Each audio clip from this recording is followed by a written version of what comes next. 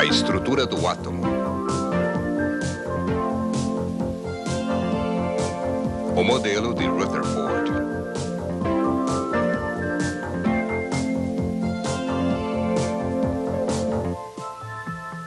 Como se pode estudar o que não se pode ver? Durante séculos, os pesquisadores interessados na estrutura do átomo trabalharam muito no escuro. Até o dia em que Henry Becquerel desenvolveu um pedaço de papel fotográfico sobre o qual colocou um composto de urânio. A descoberta da radiação levou Ernest Rutherford a conceber a primeira ferramenta que poderia levar à investigação do átomo diretamente. Do então recém-descoberto elemento polônio, Rutherford identificou emanações que eram absorvidas por uma caixa de chumbo. Um furo permitia que essa radiação escapasse e parte dela poderia ser detectada numa tela. Um forte campo magnético direcionava um grupo de raios levemente em uma direção e outro grupo de raios fortemente noutra direção. Isso indicava que os raios consistiam de partículas que tinham tanto massa quanto carga. Rutherford os denominou partículas alfa e beta. A partícula alfa, sendo rápida, maciça e carregada positivamente, parecia ser a sonda ideal para se penetrar na superfície atômica. A sonda de Rutherford consistia de uma fonte de partículas alfa, uma fina folha de ouro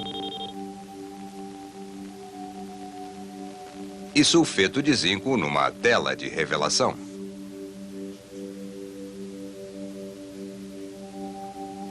Rutherford descobriu que a maioria das partículas alfa passavam através da folha de ouro com nenhuma ou quase nenhuma mudança de direção.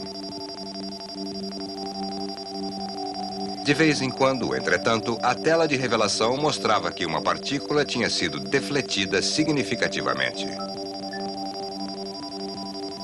E ainda mais raramente, um rebote direto poderia ser detectado. Um evento que, como descreveu Rutherford, seria como disparar uma grande granada naval contra uma folha de papel e vê-la rebatida e atingindo você.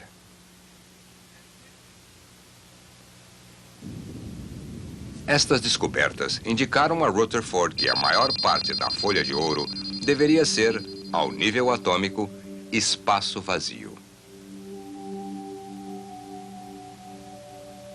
Mas o que, na folha de ouro, causava a mudança de direção de algumas partículas alfa de sua linha de movimentação original? Uma possibilidade era de que as partículas estivessem colidindo com algumas outras partículas, do mesmo modo que se chocam as bolas de bilhar. Esse tipo de colisão produz um padrão característico. Embora Rutherford não pudesse ver cada percurso, ele os interceptou com telas em várias posições diferentes, até que construiu uma ideia do verdadeiro padrão produzido. E ele era bem diferente daquele produzido pelas bolas de bilhar. Então, Rutherford procurou na lei de Coulomb uma explicação. A força de repulsão entre duas partículas com a mesma carga aumenta à medida que a distância diminui. Seria possível que as partículas alfa carregadas positivamente estavam sendo repelidas por um núcleo de carga positiva dentro da folha de ouro? Vamos ver o que aconteceria a uma partícula alfa em curso direto de colisão com o tal núcleo de carga positiva.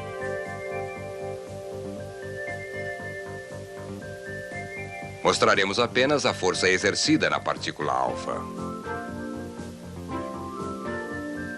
Com a aproximação da partícula alfa do núcleo, a força agindo sobre ela cresce rapidamente, fazendo com que a partícula alfa diminua sua velocidade, pare e depois acelere de volta na direção de onde veio.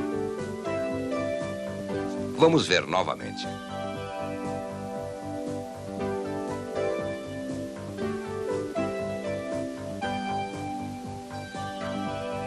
E quanto a uma partícula alfa que estivesse numa rota que passasse ao lado do núcleo? Inicialmente, consideremos que nenhuma força eletrostática esteja agindo. Mas se o núcleo possui uma carga positiva, a força eletrostática crescerá rapidamente como antes.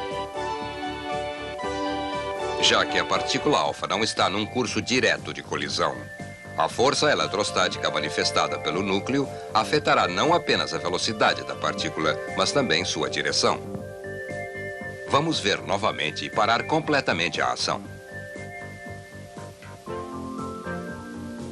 A força de repulsão pode ser dividida em dois componentes. O componente paralelo à partícula alfa diminui sua velocidade, enquanto que o outro componente, perpendicular ao seu movimento, muda a direção da partícula. Uma curva característica é traçada quando uma partícula carregada interage com outra. Admitindo a existência de uma carga positiva, Rutherford foi capaz de calcular matematicamente o padrão de dispersão que coincidia com aquele observado na sua experiência com a folha de ouro. Mas o que era essa misteriosa partícula carregada positivamente?